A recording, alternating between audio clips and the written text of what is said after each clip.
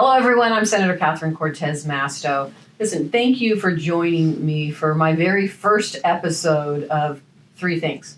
Now, we've got a lot to talk about from our work here in the Senate to the incredible individuals in Nevada and really across the country that make up our communities. But to start us off, I am so pleased that Mark Kelly is going to be my guinea pig. So he's here from Arizona. It's a sister state to Nevada. We are partners on so many things, and I am so pleased that he's joining me. If you don't know anything about Mark, know this. I have watched him in the Senate. He's just so passionate and so believes in this country and making sure everybody has an opportunity to succeed. But here's the thing.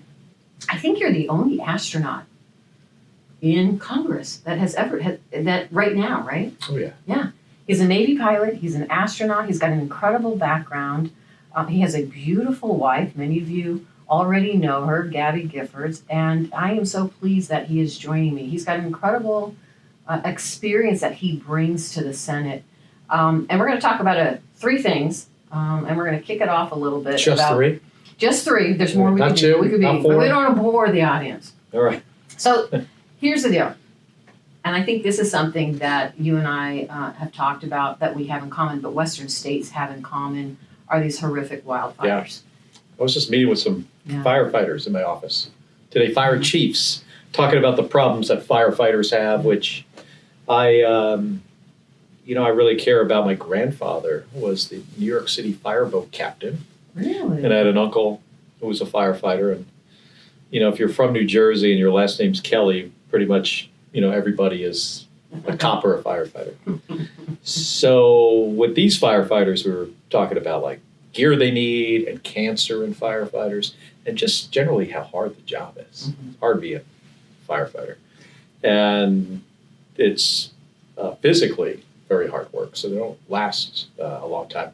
And in our states, Western states, it's not just about fighting a fire in a city or a home or a building. That's right. It's also about these wildfires. Wildfires, rangeland fires, forest fires that we see a lot. And our drought that we're, worst drought in 1,000 years, we're going on 20 years, making all these forest fires worse. That's right. And that's one thing as Arizona and Nevada, we always are working on are the Colorado River issues, the water and the drought. But at the same time, what we're seeing in our states is these fires. There's no longer a fire season anymore, right? It's just they're hotter, they're longer. And look at the LA fire. Exactly, and they're happening, and we need good, really professionals, experienced firefighters that can help really protect our communities. Yeah, Donald Trump is just screwing this up. Well, that's the point. This is what drives me crazy. I'm like you. I work with all my firefighters. A lot of the legislation I've worked on is because of the work my firefighters and I have done together to address their needs. But I was home just recently looking at one of our fires in Nevada, which is the Davis fire, which was up kind of outside of Lake Tahoe area in Washoe Valley.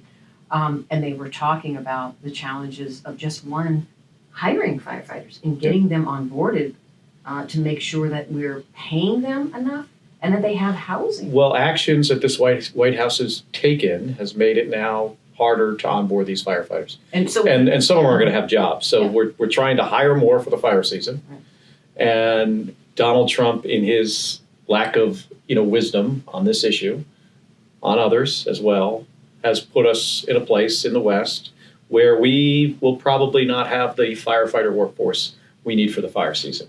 And what that means is these fires don't get put out. They burn through, people's ranches and homes, and in some cases we saw in Los Angeles right into cities. Well, and that just goes, the perfect example of policies that he's implementing that really have a negative impact in reality, right? So we just had firefighters fighting the fire in LA. So the first thing that he get from the administration is not a thank you for fighting those fires, but a letter of, we want to buy you out, we want you to resign. Yeah. And then the next thing they see coming from the administration are these executive orders on a hiring freeze, and then an executive order preventing the funding from coming into our states to do fuels reduction, to help to keep these fires low or prevent these fires from even Catherine, happening. it makes sense. This guy grew up on Park Avenue, or maybe a block over in Trump Tower. Not sure what street it is actually on. Yeah. But when you grow up in that environment, actually you grew up, I think, in Queens, but But when you're a billionaire from New York City, and with his approach to government, this is not in the best interest of our Western states. No, his image and best is that we see of him is on the golf course, not in hiking shoes and some sort of Patagonia vest and walking through and hiking up a I'd be shocked if Donald Trump had a pair of hiking shoes. I know, me too. But that's our challenge, and I think at the end of the day, people don't realize. What we got to do? What do we got? We have to do in the immediate action here. It needs to make sure we do hire these people. That's right. Because we cannot get into the heart of the fire season without the firefighters we need. That's the letter. That's the not just the letters, the push here in Congress, the oversight rule that we have to unfreeze those funds to make sure we can hire these firefighters and make sure that we can keep them. Yep. Right at the end of the day. Yeah. You know what was fascinating to me, and most people don't realize that on the East Coast, some of our colleagues had no idea about these fires until they started smelling the smoke from the fires that drifted west to the East Coast. It's and that amazing. was the first time it put on their radar. Similar to that, because you mentioned that, I just thought about this. So, from space, you can actually see the dust from the Sahara Desert. So it depends on which way the wind is blowing, but I've seen it blow all the way across the Atlantic Ocean into North America. Wow. So sometimes if you ever wake up, you go out to your car and you're like, what's this like fine dust? Where'd this come from? Mm-hmm. Sahara Desert. Incredible. Blows halfway around the planet. Incredible. Yeah. Smoke does the same thing. Yeah. And that's what we're seeing happening right now across the country. Yep. Amazing. Well, listen, I want to talk a little bit about something we also see in our states because is this thing number 2? This is thing number 2. All right. We're going to go right into it because this is actually what's happening. And, in my state, we've been fighting against high prices, high costs. Yeah. I think every family sees it, from the grocery store, right, to energy, to gas, to housing. We're seeing all of this. And Jackie said to me yesterday that eggs in Henderson are $16 a dozen. Yes. In Tucson, this week they were the Safeway that Gabby and I go to. They were $9.50. Yeah. In the 4 years of Biden, even with all that in post-COVID inflation, the highest that I ever saw was $5.99, and now in the last couple months, it's up to $9.50. Now I'm not going to blame who gets the blame for that. Mm-hmm. I think the important point is this guy isn't trying to do anything to fix it. No, even though he said on day one I'm going to bring prices down. Yeah, nothing. And nothing is happening. Crickets. That's right, and not a plan to do so. No plan. That's right. Yeah, he's focused on other things. And what he is doing, and when you say focused on other things, clubs at West Point. Exactly. And people talk about the CFPB. There's all this conversation. Our colleagues hate the CFPB, Consumer Financial Protection Bureau, right? And what that actually does is protects consumers at the end of the day. And he's trying to eliminate it, do away with it, like so many other programs, which is not lowering prices for families at the end of the day. Protects old people from getting scammed, and families from getting ripped off, and has returned $21 billion to the American public from banks. That's right. So he's trying to make it easier for banks and scammers to take advantage of people. Yeah, the one agency that was focused on Americans and that consumer to protect them, he's doing away with it. Yeah.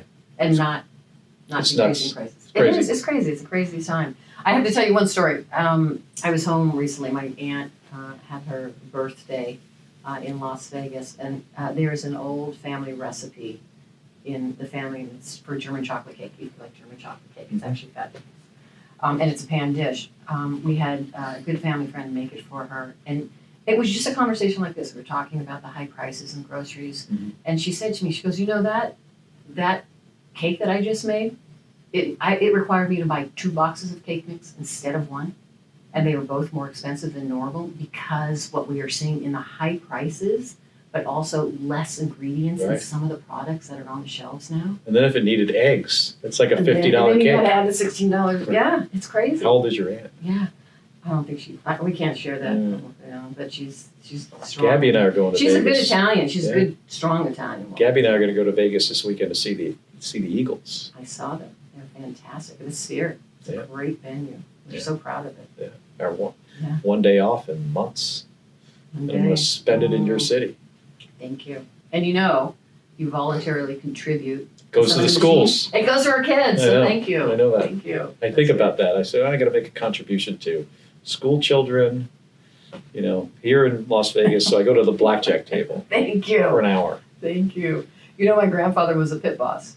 And so, believe it or not, and this is not always true for Vegas families, even though I grew up there, because a lot of my family worked in the industry. Growing up, we had a room where we actually had a 21 table. Oh, wow. And my grandfather would So he could practice. Practice, and then all the grandchildren would be there learning how to play. Did he teach you how to count cards so you could make some extra Actually, money? he was, I don't want to say this, but he was good at what he did, and so sometimes he would slide an extra chip to himself instead of paying us off. Oh, so wow. he was very good. Yeah. But not all families are like that from Vegas. But yeah, we know a hustle when we see it, and I see that coming out I of the used White to House play right now. chess with my grandfather. Mm-hmm. Taught me how to play chess. Yeah, oh, that's great. Those are good stories. Yeah. Good memories to have. Yeah. Let me ask you this, because we also have something in common, Mark, and you talk about your mother a lot. Mm-hmm. And she was was she the first woman on the police force? Yeah, in my hometown, Yeah. and one of the very first in northern New Jersey. Uh-huh. That is incredible. And how did she? She was a prison guard before that. How did she get into that profession? It was all about she didn't have a college degree. My dad was a cop, and being a police officer in New Jersey, Mm-hmm. You're in the middle class with one salary, but barely. And when my brother and I were probably about 12 or 13, she decided that, just to help us out financially, she needed a better job. She was a secretary and a waitress at the same time. She was working 2 jobs, but if she could become a police officer, but the problem was she had to pass the physical fitness test that was designed for men. And we talk about this a lot, about armed services with the SecDef nominee about, standards. My mother met the standards that everybody did, but it was hard. And, she really worked at it. She worked for about 10 years, and then she was injured on the job by a criminal who was leaving a department store, who was burglarizing it, and threw her into a creek, and she hurt her back. And then that ended her career. So when these pardons happened, I was really pissed off that, these criminals that beat up cops that are here on Capitol Hill to protect, us and everybody that works here, but also to protect our democracy. Totally, I can't believe the amount of disrespect, for them and what they do when all these felons were pardoned. Yeah, and I couldn't agree more. My husband is federal law enforcement for 25 years. And I say this often because, for the Peace Officers Memorial, it's once a year. It's right here by the Capitol, right? Yeah. We all go. You have a police officer, somebody that you've lost in your community, the entire law enforcement community comes out once a year here. And then you have those own memorials in your own state. And I go all the time because it is not only out of respect for those police officers who put their lives on the line, but their families. Because I know, and you know, what it's like to be a family member of somebody who literally gets dressed in the morning to go save people, to put their life on the line, and they walk out the door, and you don't know if they're going to come back through that door at the end of the day. Right. It is a challenge, and so I'm with you. I was so upset, and it was really kind of a slap in the face of our law enforcement who put their lives on the line, including our Capitol police officers that are here, that are seeing and watching what's going on, and they actually protected us on January 6th. Yeah. And some of them lost their lives, and at the end of the day, a lot of them were beat up, broken bones, That's right. traumatic brain injuries. Yeah, it's in a couple cases. infuriating. Yeah, I'm not going to get over it. I don't think they're going to get over it. Yeah. I talk to them about it every so often. They're not happy about it. Yeah. And when you're running as the, candidate that's going to, support cops and pro-cop, and then you do this. That's right. But that doesn't keep our community safe at all. It's hypocritical. That's right. Yeah. That's right. So.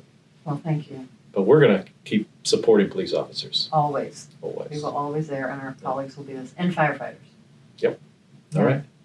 Thank you for joining me. And you're right, that was 3 things. That was 3 things, wasn't it? All right, All right. we'll keep it going. And Thank unless you have any other ideas, we'll A figure this 4th out. thing, we'll do that next time. All right. All right. Thanks. All right, so with so much news going on around us, you might not have caught some of the light moments we have here as well. So before I go, let me show you what I am calling now the missing minute. This is a segment where I share with you one of my favorite clips that I might have been missing from the daily news as we all run around to get our jobs done. Here in the Senate, we are quite often running back and forth between votes, meetings, and everything else from the Capitol to our offices. And a couple of weeks ago, my friend and colleague, Tina Smith, took that very literally. When you really want to catch the train to vote with 2 of your favorite colleagues, run like a grandma. Hurry